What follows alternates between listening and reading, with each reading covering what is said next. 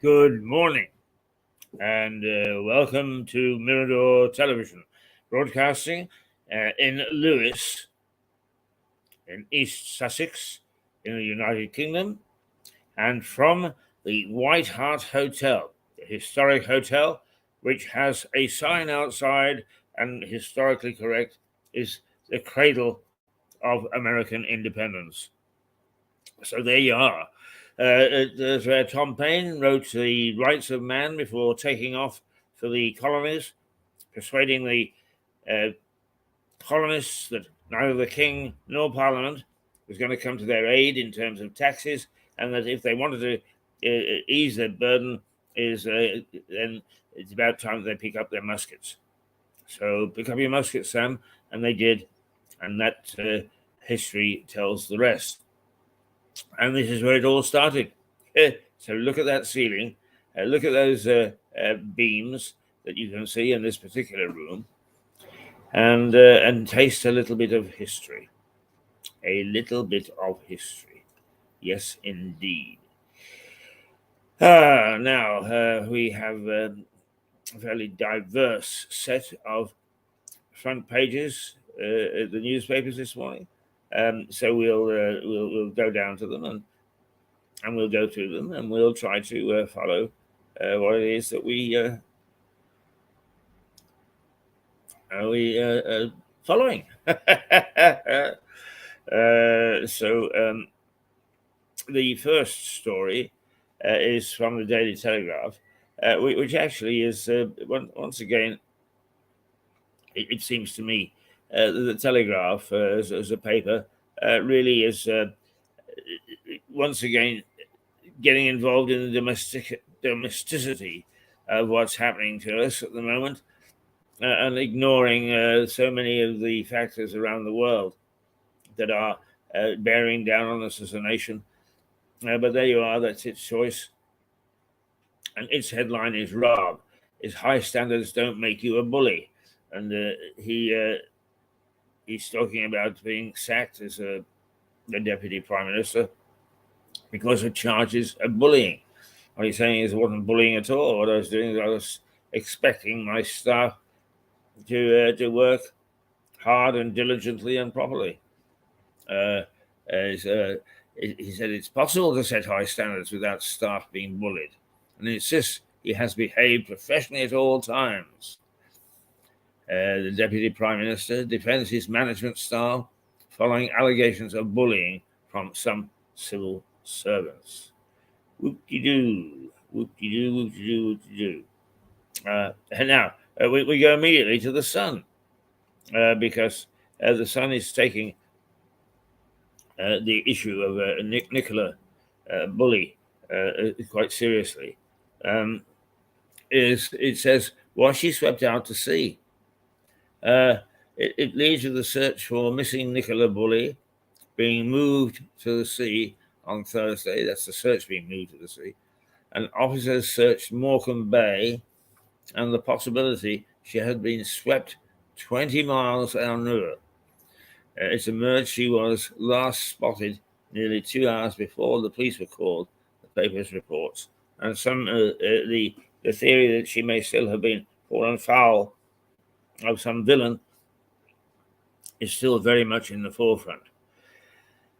The Guardian goes to religious affairs because the Church of England has given approval for same-sex marriages. It's been floating around for some time. A major upheaval in the view taken by the Church of England on same-sex marriages is that from early this summer, priests will be able to bless civil marriages.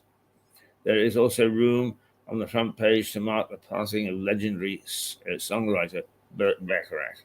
Oh, yeah. Burt Bacharach and Dionne Warwick. What a combination. Fantastic. When I was growing up and aware of music, that's when they were in their glory. A fantastic singer, but most certainly a fantastic songwriter. He had a fair innings too. He died at age 94. So he kept going. The Times it also has a little story on Bacharach, but basically its banner headline is that the UK is going to pay Brussels a £2.3 billion fine over illegally importing some Chinese goods. But its main story is that British missiles may hit the Crimea. The Times reports that Ukraine is prepared to use British long-range missiles to hit targets in the Crimea. The Crimea is the peninsula annexed by Russia in 2014. Following the Ukrainian President Zelensky's visit to the UK, Rishi Sunak promised to send more military aid to Ukraine. And now discussions are taking place over whether this should include Harpoon anti-ship missiles or Storm Shadows. It says that the Ukrainian defense sources have confirmed to the Times that Ukraine would be prepared to use the missiles to strike targets in Crimea. Right. The Metro goes with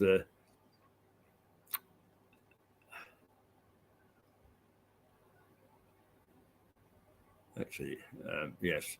Metro goes with the devastation in Turkey still, and it says they need your help now, and makes a plea for donations as the death toll mounts. It is damn near a count of 20,000 now, which is a horrendous number of people. The Daily Mail is once again, it goes on.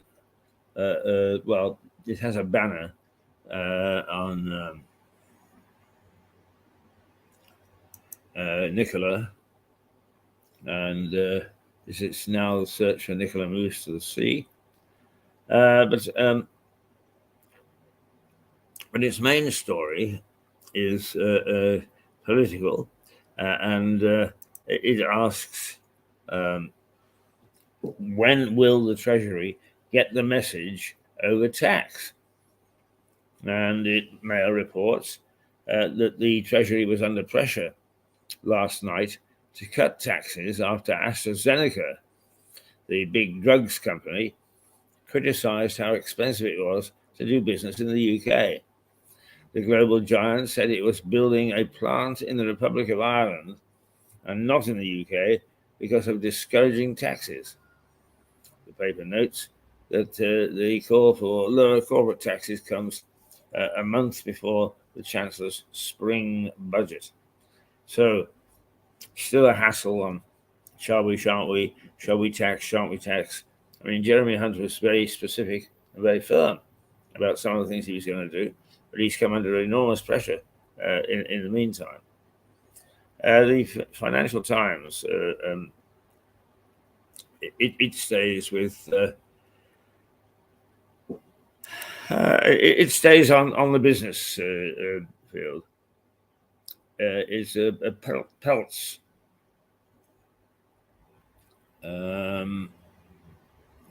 Let's see.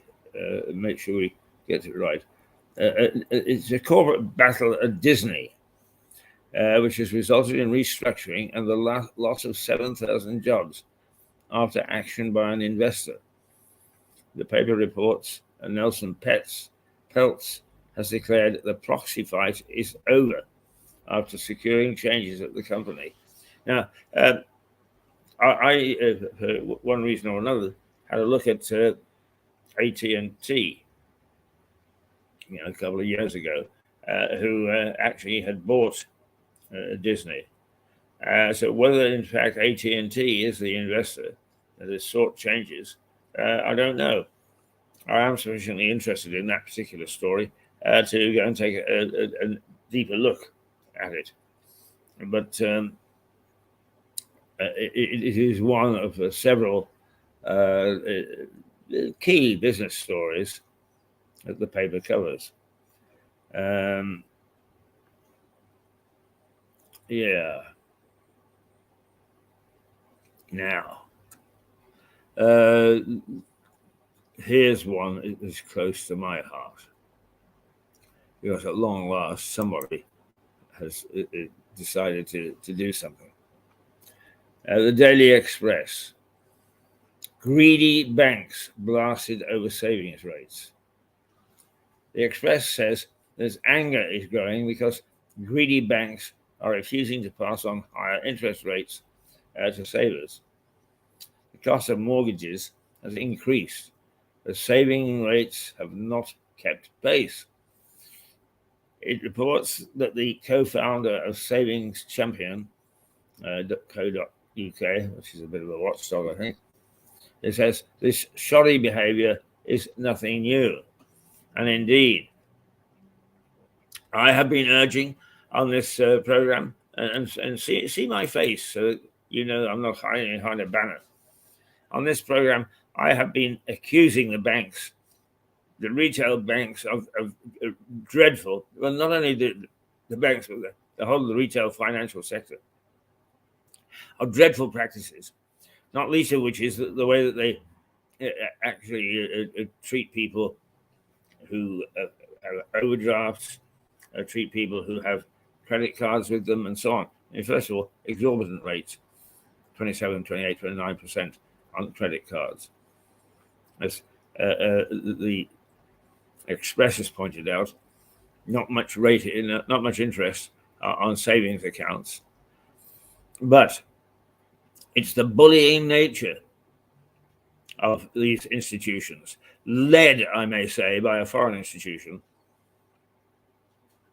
American Express, who uses the bully boy tactics that he uses in the States, which is not suitable for this country. And there's no sense whatsoever in our parliamentarians saying we must protect the aged and the vulnerable and so on and so forth because of mental health problems and so on and so forth, and then allowing the banks to carry on the way they do. And actually, part of the problem is that I've always said that the banks are allowing the computers to run it. I had an issue with my energy company, and they plainly admitted, oh, that shouldn't have gone out. The computer sent it out. It's your job to make sure that the right communication goes out, not be merely mouthed about it afterwards and say it's all the computer's fault. Yes, it is the computer's fault, and you're doing nothing about it. Because the fact of the matter is, the same mistake is made the next month, and the same excuse is given. Oh, I don't see any note here, but I had a long conversation with your representative. Oh, I don't see any notes. Well, that is not my fault. And the banks have got so greedy that they are making no effort whatsoever to alleviate the situation for people. And that's what this country is about. It's about people, not vested interest groups. And the retail financial sector has become a vested interest group. It behaves in the most abominable way. It should have its licenses taken away. The trouble is that we've got such weak-kneed sisters in Westminster who will do nothing. Who, if you go boo, rear back as if you just slap them in the face. This whole thing, this whole banking industry has got to be looked at in a very, very deep way. We desperately need reform. And nothing can be better in terms of looking at reform is when the banks are actually creating angst amongst the citizens, the voters, the electorate, whatever you want. And it's about time that they did something. Got stuck in, and at least started to review the practices instead of suddenly finding they've got a crisis as well. And basically what they'll do is they'll hope that they can ride this through and go back to the status quo. But perhaps we've all had enough from these corporate giants who are paying unreasonable salaries and then bonuses on top without any thought whatsoever for their customers or, for that matter, their workers. And that is true also of the senior figures in government. Get your act together, chaps. Get your act together. Otherwise, the act is going to be taken away from you. And the little guy is going to find that it's a great rush of sympathy from those who have watched diligently as people like us have fought the banks, putting out ATMs from villages, closing branches in relatively big towns. It's all beyond the pale. It's all nonsense, with the excuse that people are using it online. Well, some people are. But there are a hell of a lot of people who don't want to and who are getting stung and are losing money because of it. It's fine. Keep on experimenting. But don't just suddenly abandon your entire industry to the whims of a computer, which you have. And if you do that, you have no right to question any of us. You have no right to set rates for credit cards, which to all intents and purposes is usury. No different to Shylock. So it is absolutely essential that reform is considered in the retail banks, the high street banks. The Mirror energy cost warning. We keep on with the cost of energy, and so we should if it stays an issue.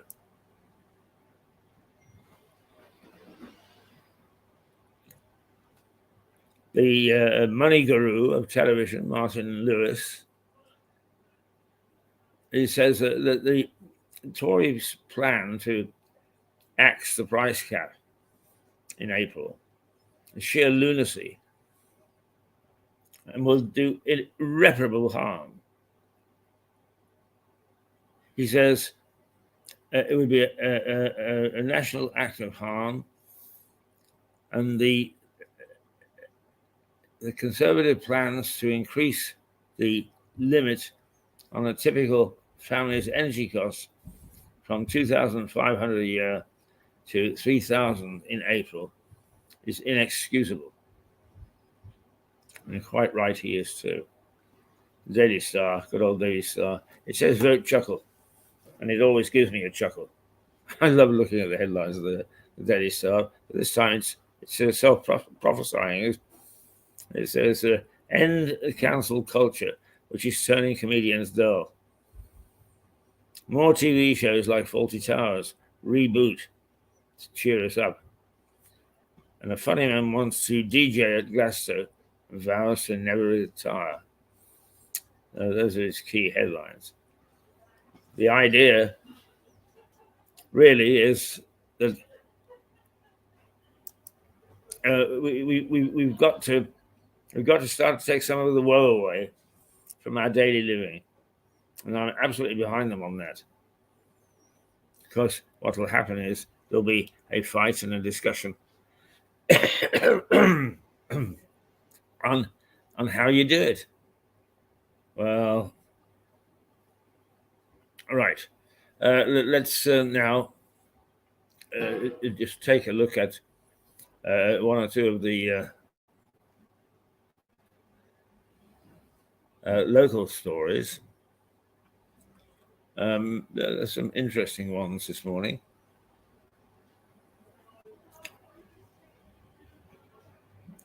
And the first one is that a vicar in Worthing, the Reverend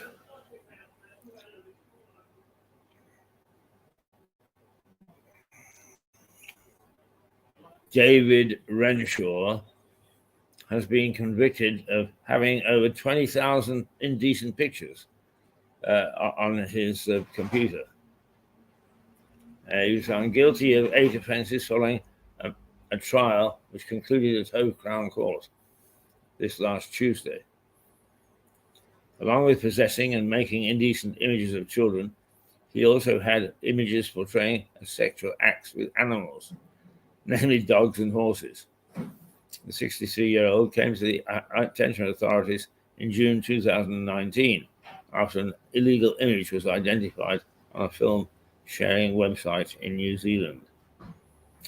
The account was attributed to Renshaw by his email address and IP address, so officials alerted the National Crime Agency, who in turn alerted Sussex Police.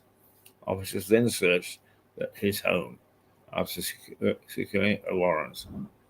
So that's it, a bit of a scandal in Worthing.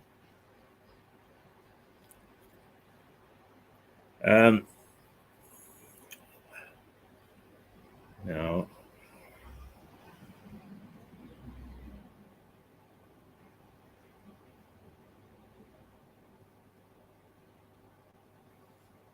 right, there's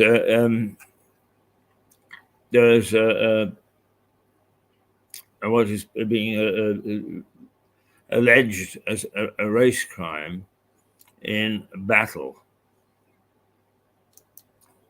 the very pretty little town where the Battle of Hastings, that is the battle when the Normans defeated the Saxons and took over this kingdom and ruled it for a couple of hundred years or so. And there, a young man had set up a vape shop, and whatever happened in terms of well, apparently it was an unprovoked attack. And the more and more as we start to settle down out of lockdown, are we settling down? Are we? Heck. But as we distance ourselves, let's put it that way, from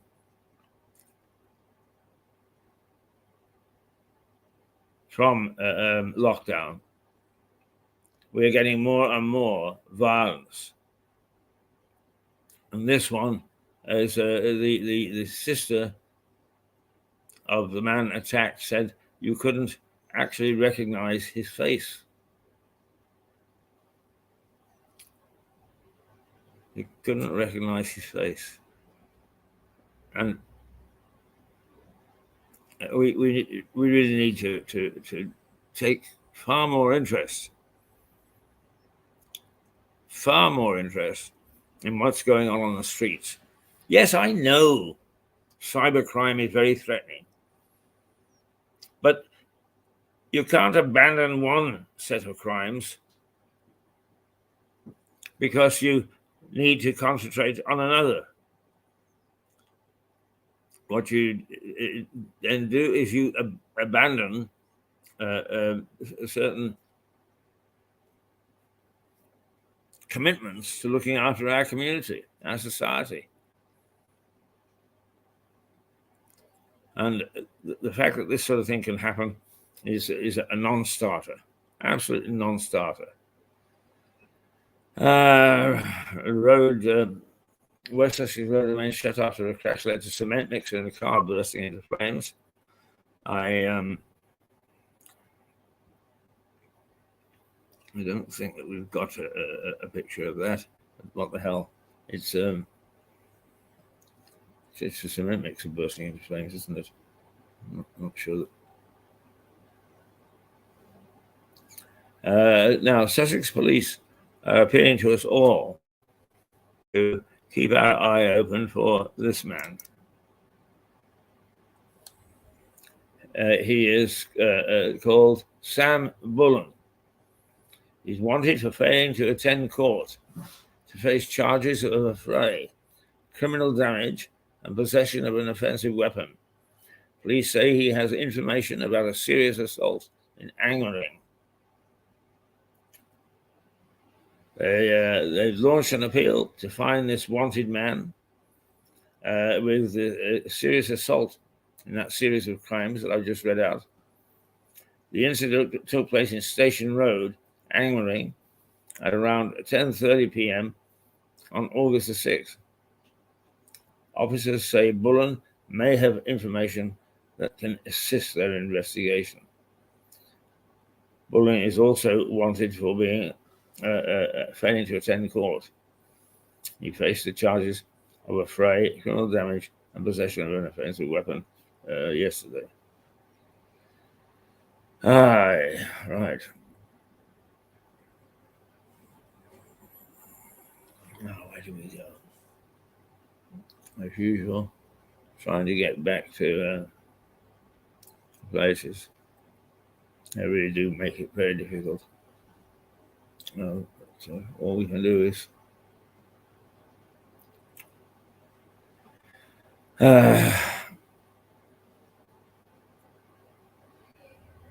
oh dear. Here we go.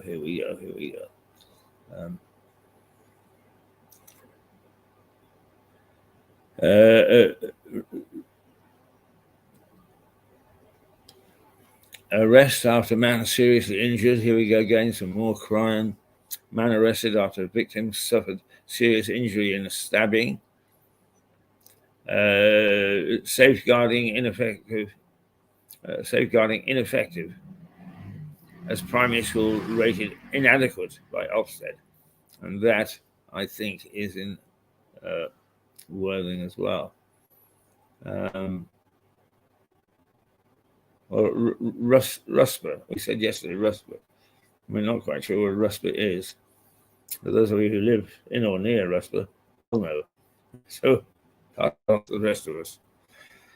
Okie dokie.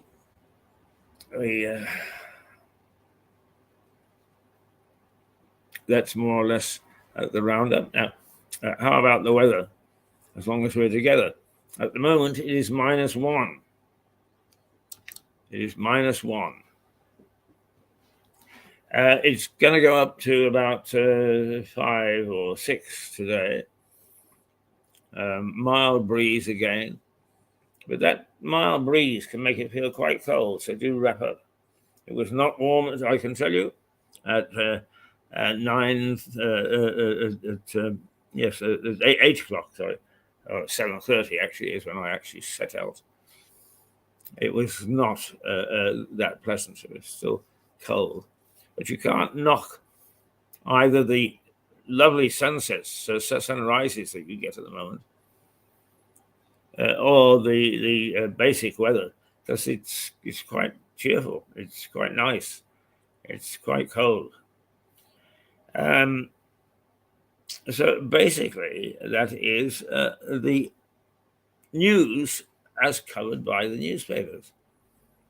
Just before we park ourselves for a half hour, just let me carry on with my rant, because we are starting to collect here the names of those banks and financial institutions, and for that matter, those energy companies who are demonstrating they act through pure greed. They're combinations of building up profit pots of billions of pounds, billions, paying their executives far beyond what is reasonable.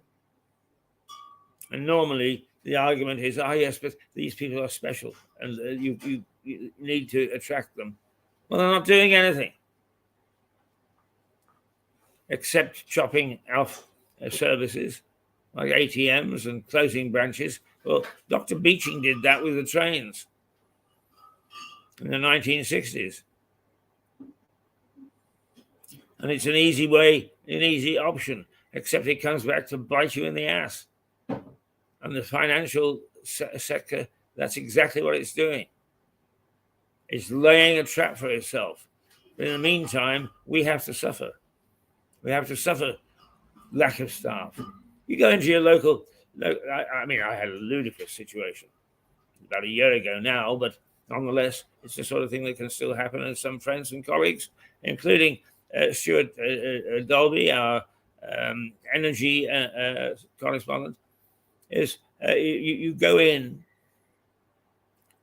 and want to talk to somebody about, in my case, I needed £2 for 24 hours to save going over. Oh, did So what do? They bung the thing up to head office on a computer. Nobody at head office sees it. It's just a computer. It's just a program. It says yay or nay. And believe me, you need to own the Bank of England to get them to say yay. It's absolutely ridiculous. American Express, I've said before, its practices are distasteful. I actually am going to try and arrange with my priest at church that if they actually phone in the service time on a Sunday once more, that I'm going to switch it on and let the congregation hear just what dickheads they've got and what a stupid practice. And in fairness, they are the only people that has this American Express, right, has this American attitude towards hounding people with phone calls and emails and even knocks on doors. But mostly because they haven't bothered to read their own computers for minimal amounts. In my case, it really was £2.50. And that's ridiculous. Absolutely ridiculous. I don't think that I care if American Express should bugger off out of Britain. Not one little bit. Because of central administration, globalization, we're being run from the States. One peg does not suit all. And this sector having been taken to task by one of our newspapers and being asked, why are you being so greedy? Why are you creating problems? And why aren't you passing on the savings that you're now making again and giving opportunities to people to get their finances back in order instead of is doing it with you giving exorbitant amounts of money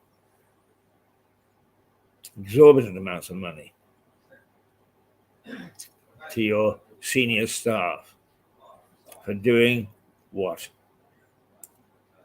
Doing a program of devastation of your services and what you always meant to our community. You don't mean anything anymore. You're irrelevant. Time to make way for another group, more financial sectors, and start to play decent games with the general public and not the nasty, mean, greed-driven policies that you follow right now. We're going to keep on about this until we see an inkling somewhere of the banks not just saying what they're going to do, but meaning it.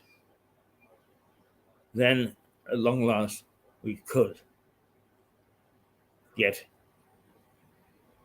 some sort of parity in the way that we, the little guys, if you like, are treated by the banks, and to good purpose.